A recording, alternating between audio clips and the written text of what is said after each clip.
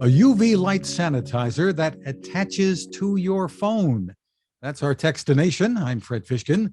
Joining us from UVCeed, CEED, is Director of Research and Development, Justin Beyers. Thanks for joining us, Justin.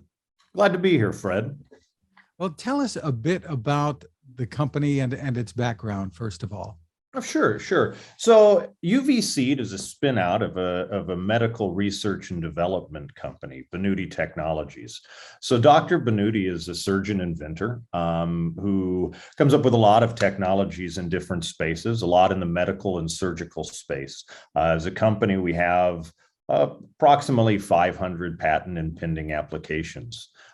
I function as the research and development director for that company. And one of the companies that has spun out more recently is UVCeed.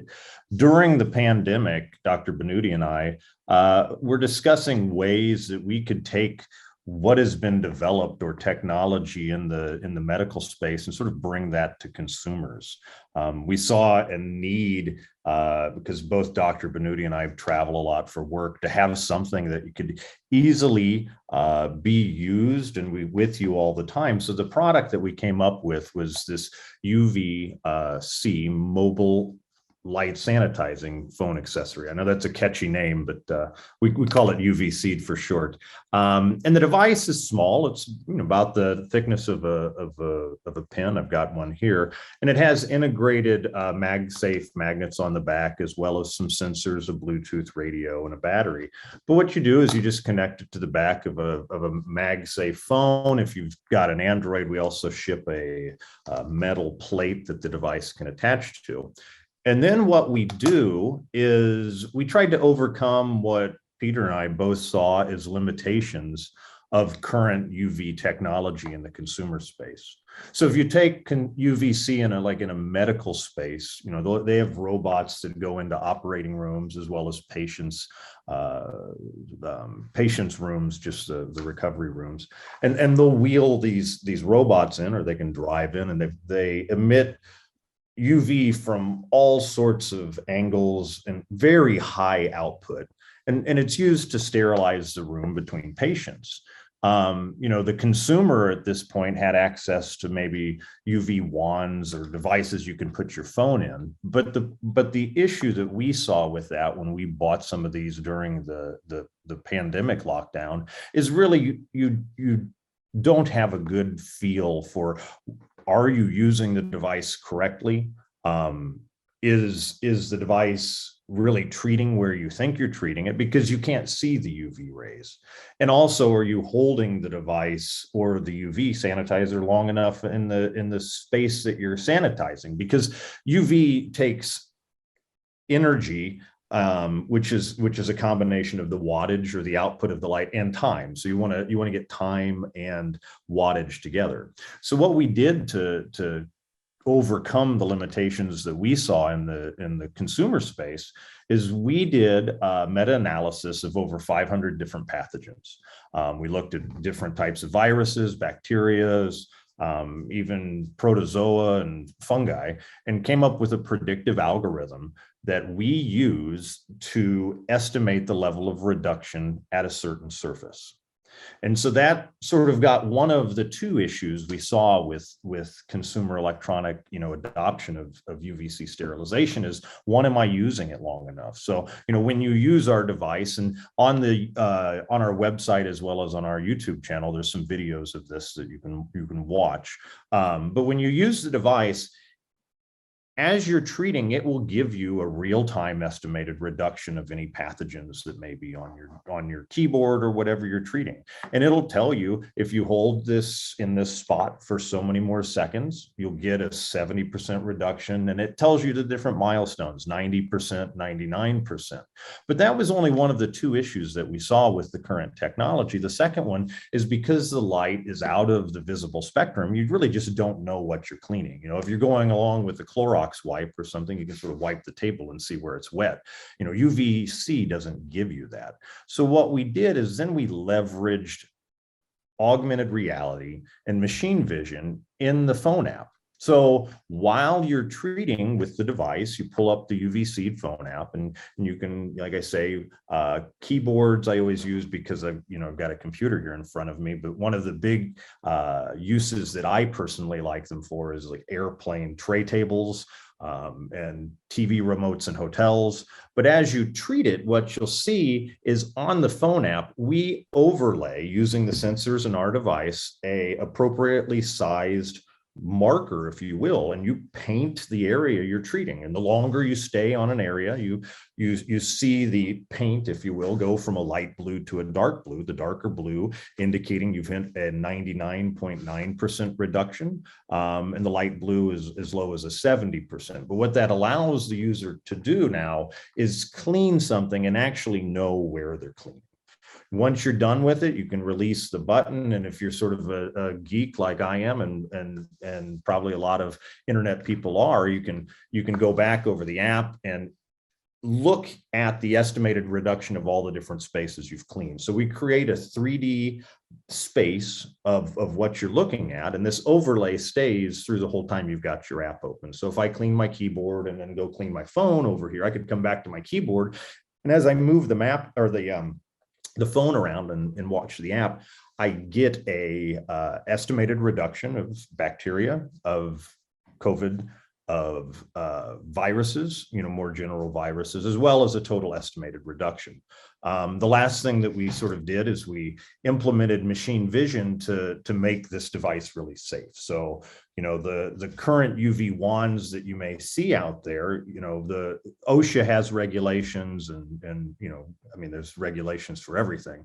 But one of them is to make sure people stay safe, because you don't want to get UV in your eyes. You don't want to get it too much on your skin. It can cause something as minor as like a sunburn, but prolonged exposure is not something that we want to have. So what we did is, since we're watching everything through the app, we use machine vision to recognize if you're over a hand or any part of the human body, over a cat or a dog, and the app will warn you. We say, oh, we've detected a human, or we've detected an animal, and we'll pause the output until you move the device away from that area, and we'll restart the treatment. So what we wanted to have was this device that, as people start to venture out a little bit more, as work people or work travel, I guess, starts to resume, something that can give a little peace of mind as you start getting back on airplanes or buses or any area where you're out and about. The device is pretty small, has to be to fit on the back of a phone. What does that mean as far as the length of time it takes to sanitize, say, a keyboard? You can do an entire, and the battery life as well. Yeah. So the battery, those are great questions, because one of the things that UV LEDs do is, compared to a normal LED, is they take a lot of current. Compared to a normal current or a normal LED. So we have a pretty large battery in here. For me personally, I carry mine quite a bit and use it. We like to say you can get between 2 to 3 days and a week's worth of usage out of it. I charge mine maybe about twice a week when we're doing coding, because I use it constantly. But for normal use, I charge mine about once a week. It's got a USB-C connector, so you just plug it into your laptop or whatever you need to charge it.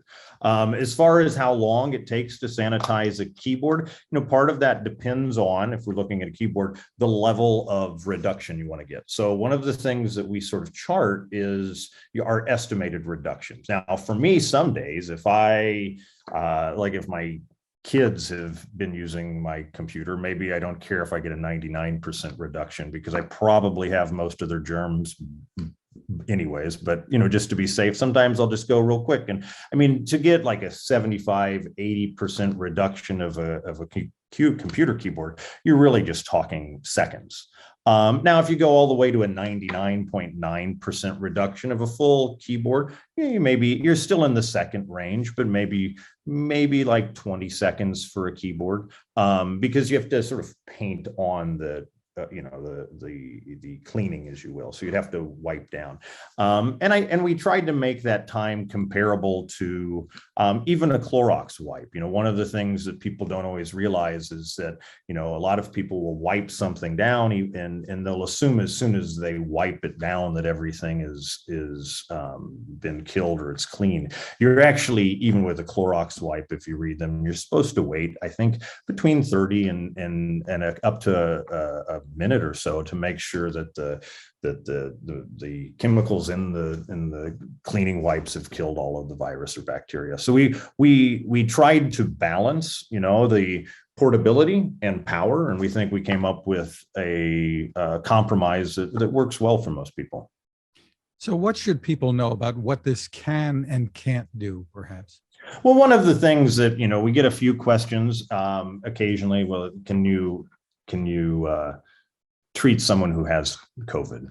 I think everybody's got a little bit of concern on that. Obviously, we can't. You can't use this on your hands. You can't use, realistically, you wouldn't want to take this into an operating room, even though we designed medical stuff and approached it from that. You wouldn't want to necessarily treat an entire room with it because, that was never the intention, and so you can't treat, like I mentioned, you can't treat people, you can't treat an entire room, but what it can do is give you the ability to really treat your everyday objects, the stuff that you may come in contact with daily. I mentioned computer keyboards, but for me, another one that, and I don't consider myself a germaphobe, but some of these I've always had issues with even before COVID. The gas pumps during the wintertime, the gas pumps at a gas station. I always go back to airline because I used to travel a lot for work, and I feel like everything in that airplane has been touched by people who haven't washed their hands in weeks. I don't know if that's really true or not, but so it can treat all of those things you interact with on a daily basis. You can, we've talked to people who use it for stuff outside of COVID. Or just standard disease stuff that we don't think about, that there's been people have had other products that were maybe niche products for cleaning stuff like makeup brushes, which I know very little about, but apparently you don't want bad things growing in there, so you can use it pretty much anything that you come in contact with. I think that, we've sort of designed it to be used for, I won't say small objects, but again, not room size objects. So, it's something that whether you're out in a restaurant, we'll do it when we've got the kids, the kids always want to pick up and play with. I'm sure anyone who has had kids, if there's a ketchup bottle, if there's a salt shaker, even if they don't need it, they've got to pick it up and touch it. And that stuff doesn't get wiped down as much as it should have. It gives you the ability to sort of control your environment, at least what you interact with, and make sure it's clean. Can it help with, say, water? Yeah, shining it into a glass of water, for instance? That's an interesting question, because that's one of the things that, in the current software configuration, we don't necessarily have it set up for that. But from the very beginning, that's been something that Dr. Benuti and I have talked about, especially because a lot of our early stuff, our early discussions, as I mentioned, has to do with both of us doing a lot of, travel. And every once in a while, you always think about, when you're on these airplanes or when you're in another country, boy, is this safe for me to drink? Now, one of the things that we're hoping to put in an upcoming software release is that the device itself has an accelerometer in it. So what we do, one of the things I didn't mention, is we sort of track, the position of the phone in the device, because we are using the camera as part of the system. And obviously, if the device isn't on the phone, then the system doesn't function well together.